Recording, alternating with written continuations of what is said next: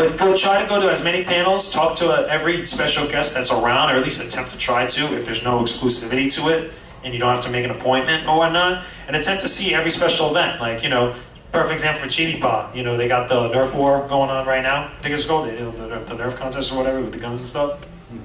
The LMFAO party yesterday, the ball yesterday. Who here wore a dress or a suit and went to the ball the other night? Nobody? Wow, am I the only one who did? Oh God. Y'all don't like wearing a suit? What's wrong with you guys? You're Slenderman. You're always wearing a suit. The ladies, come on. Well, it's an excuse to wear a dress. Anyway. It's my excuse to wear a dress too.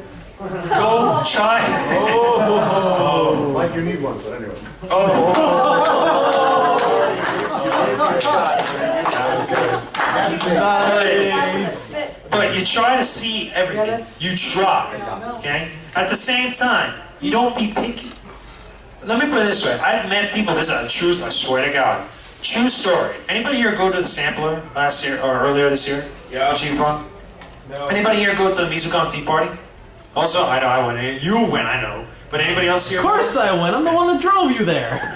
And is that mostly because you guys don't know about him or nobody's ever talked about him most of the time? Let me put it this way. A lot of that is because people tend to be very picky. Okay? Sometimes the best thing, especially when you're someone like me who's trying to cover events and stuff, you want to go to these events to get an idea of what the con's going to be like, who the people are going to be there running the con, who the people that are going to be the guests, who are the people that are actually going to go as the con goers. To me, no event is too large or too small to go cover at all. To me, again, it's content. You're going to see good stuff, and it's just a fun time every time. I went to all those events I just mentioned, and I had a blast at every single one. And I saw some of you. I saw, some of those things, and also at the same time, I got more content. And I told people there were some guys, or was it some people that came up to me? I believe when I went to Huracan, and they told me that if I had not posted up on YouTube about the Musicon Tea Party or about the Chibi-Pa sampler, they would have never known about it. They would have never gone at all. And it's happened to me multiple times like that. People just don't know about it. And it's not that the con staff or anything, they do their job. They tell people about it. Sometimes people don't listen. It takes more than one group or one person to get things started. So being able to go to things like that, especially if you want to get into the journalism industry or whatnot, check those things out. More people are going to come to you to watch your stuff and watch those things and actually go to the events. So it works out for everybody in the long run. Okay? When you're actually at the event, okay, have a game plan. Okay, have a blueprint of what you want to do, okay? Because, again, you're not going to be able to see everything. You're not going to be able to do everything. But you're going to get some stuff done, if not a good chunk of it done. So you want to know, the time frame, where the schedule is, what panels where, know the layout. This is why, especially with this con, with Chibi-Pa, I showed up here mad early. Originally, I know me and Laz were goofing. We were going to show up here at like 9 a.m. Stuff, when the con opened up at 5. Because it's such a long drive, but we ended up showing up early anyway. I believe we got here almost at 12 or 1. We were here at 11:34. 11:30 in the morning. And we waited 5 hours for the con to open up. You want to know why? Because we literally got an idea of how all the layout was, where everything was, where my panels were, where everybody else's panels were, the hotels, the events, the dealer's room. We got all that. So not only do we know where to go when we need to get there and stuff, but we also know in case anybody asks us for directions. Anybody asks us, hey, where's the party at? It's over this place. Oh, Ray, how do you get there? You go this way. It helps out. It helps you out. Helps out everybody else around you, and it kind of creates that good con atmosphere. Whatnot. Take tons of pictures and videos. Again, I take a lot of pictures. I know a lot of you photographers out there. You try to look for things that you want to take pictures of something that's cool, whatnot. But try to take pictures of everything because before the least you can know, or at some point, before you realize it, you'll snap a picture of something really cool looking that you'll discover later on, but you won't realize it then at that moment. Like, for example, I took a lot of, I think it was when I was at Musicon, I went to every single booth in the dealer's room and took a picture of the artists and the dealers with their booths and put it up on Facebook. That's every single, that was a lot of booths. Same there. I did the same thing at Florida SuperCon. And what happened? Everybody loved it. Everybody thought, okay, nobody does this at all. I mean, you got some outlets that they go, they take pictures of everybody and they see something cool, whatnot, but they don't go to every single booth and photograph it and, people get out there. Especially like, some of the artists that are in Artist Alley, they're trying to work hard, they're trying to make money, it might be a slow day, but that 1 or 2 pictures that you take of them, you put out there, might help them get, some jobs down the line. And it adds to more content. People are going to check out your stuff, they're going to learn that you actually have some interesting stuff on you.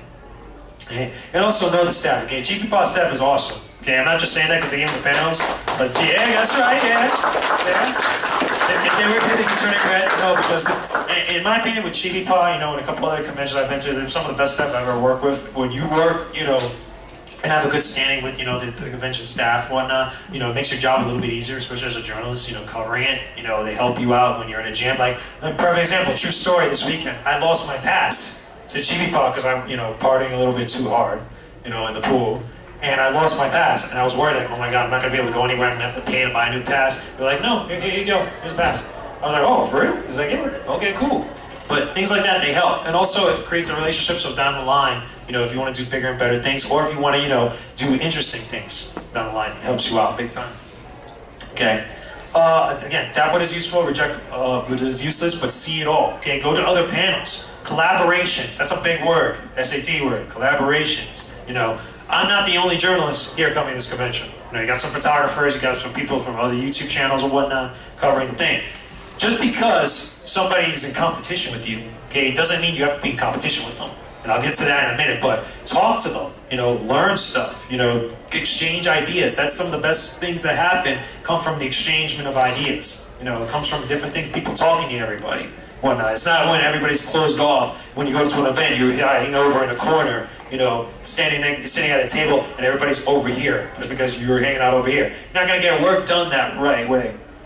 It's gonna be very boring, very bland. Okay? Here, this is what I'm talking about. You see how there's so many people during the costume contest yesterday? Still? Little things like that, you know, if you just, you know, at first glance, it doesn't seem like a lot, but it goes a long way. But there's a lot of people. That room was full. That thing was packed. Now let's talk about interviews. Okay, Paul, you know what I'm talking about, because I interviewed you yesterday. Interviews, okay? When you do an interview, whether it's someone who's ridiculously famous or not so much, or not known at all and nobody cares or whatnot, okay? Doesn't matter who they are, doesn't matter what they do, doesn't matter where they come from, okay? You at least, if you know you're gonna be professional about it, you wanna take it to the next step. You wanna be able to learn about who they are, what they are, where they come from, all these details, know about who you're talking to. Okay, you don't want to just be there. I know I've seen it happen to a few people where they'll just be there, they're trying to interview somebody and they know nothing about that person. So it's like, so what's your name again? You know, constantly during the interview. Or they'll say something wrong, the other person will be like, no, I'm not from Kansas, Missouri. Like, what? Very, very awkward conversations ensue from that, and also no more interviews after that. But as long as you know, you do a little bit of research, you know, Google search it. Wikipedia, I know a lot of people don't like Wikipedia, but hey, you know, sometimes it helps you out. IMDb, you know about what people have done in the past, what voices they did, what parts they played in certain movies, what, you know, what were they doing, you know, not too long from now or whatnot. What's up? How do you do interviews again? How do you get them, get interviews to happen? Okay, well, I'll get to that a little more later, but what I will say is that, you know, it's not always an on-the-fly thing. Sometimes you do have to make appointments. We got a minute left in the time. What? Oh, well, no, I gotta go over because they took over, so when they come in, just tell them. But yeah, no, we're going over. Bar that door, man, they don't get in. They're not getting barred. But it's not always on the fly. It's usually, most of the time, it's, what is it, you have to make appointments. Sometimes, I'm actually here, I'm gonna let you guys in a little secret. Who here is a fan of Final Fantasy VII? Not a lot of people. Okay, well, I guess you guys aren't going to care too much. But there's a fan-made project called Final Fantasy VII, the movie, which I'm going to get an exclusive interview for, and the director is from Italy. Which is, you know, he's big thing. It's so big at this point, you know, for him anyway. He actually went to the director of Square Enix, which I think is Sakaguchi, or was it Yoshima? I can't remember his exact name, but to get his blessing in order to do the movie. Yeah, basically, and he has a teaser trailer. If you've ever seen the teaser trailer for Final Fantasy VII, the movie, you'll know exactly what I'm talking about. So, it's going to be pretty big. But anyway, okay. Interviews. On top of that, when you're interviewing somebody, try to make them comfortable. I mean, you don't want to be a jerk when you're trying to interview somebody, especially if it's someone like Ernie Hudson or Adam West, and you're being a jerk to them because they messed up on that one episode that kind of pissed you off. You know what I mean? Or like, you didn't like the character. Like, you ever try to see somebody interview a person that played a villain on like a TV show or a movie and stuff, and there's like a lot of fanboys in the room and stuff, and some people believe, like, you know, they're still that character. You ever seen that? And it's like, oh, Draco Malfoy, you're a jerk. You shouldn't have been that way to Harry Potter. And the guy who plays Jacob Marfo is like, it's just a character. It's like, can't be a jerk to them like this. So you gotta make them feel comfortable. You don't want to offend anybody. You don't want to ask the too many personal questions or the really nasty stuff or whatever. Unless they want to go that road for whatever reason. But you want to be able to kind of, not offend them and give them, their due. And also have patience, because, true story, I was actually going to interview a Playboy Playmate. Okay? I was actually going to do it. It was actually going to happen this month. But what happened was, they canceled on me twice. Okay? One time, I actually waited 3 hours online for them to show up. They never showed up. It was pretty messed up. But you have to have a lot of patience, because either things happen, some people stay on their own thing, or an act of God. Things out of your control that you can't do nothing about. You just gotta kind of accept it and move on. Okay? And now building up yourself. Okay, this is where it's gonna help you out a little bit. Build up yourself. Build your craft. Take the time. Manage your time wisely. Life is a really fickle thing, and you have to adapt to it. So you're not always gonna have a strict time schedule to what you're gonna be able to do what you want to do. So you have to be able to be adaptable, be malleable, be able to change things and balance it with your real life. You never want to have your hobby overtake your real life. Like I say in games, you have to be able to know when to put down the controller. Because I'm a huge gamer, I'm probably one of the biggest gamers around, but you will not see me playing games for 24 hours straight. Like that, on a whim. I'm not, I know there's some things called, extra life that, have it, special occasions, for kids and stuff. But I'm talking about like, okay, it's Saturday, I'm not got nothing to do, I'm going to stay here for 24 hours to play games.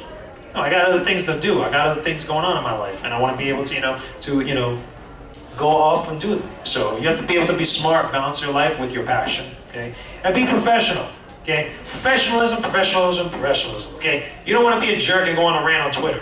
Let me put it that way. If somebody makes you mad, or if you're, have a bad stance with somebody, you don't want to be a jerk to them, because there's a thing called an invisible resume. Anybody know what that is?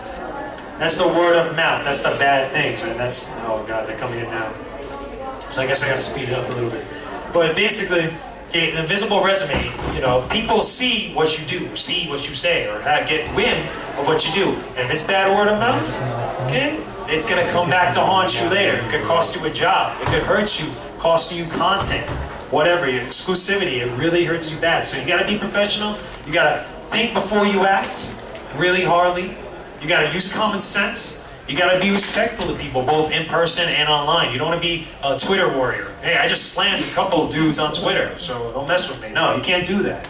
Okay? You can't go constantly going around making rant videos about things that piss you off in the industry.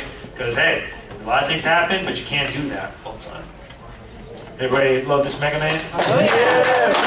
That was my pick to win the contest, but Gamfu won it, so yeah, he was awesome. Really cool dude. Now taking the next step, always strive to improve your content and do better and make things better for you. Okay. Always constantly look for something new, try and adapt, get things to kind of make things better for you. Okay. Talk to people, exchange ideas.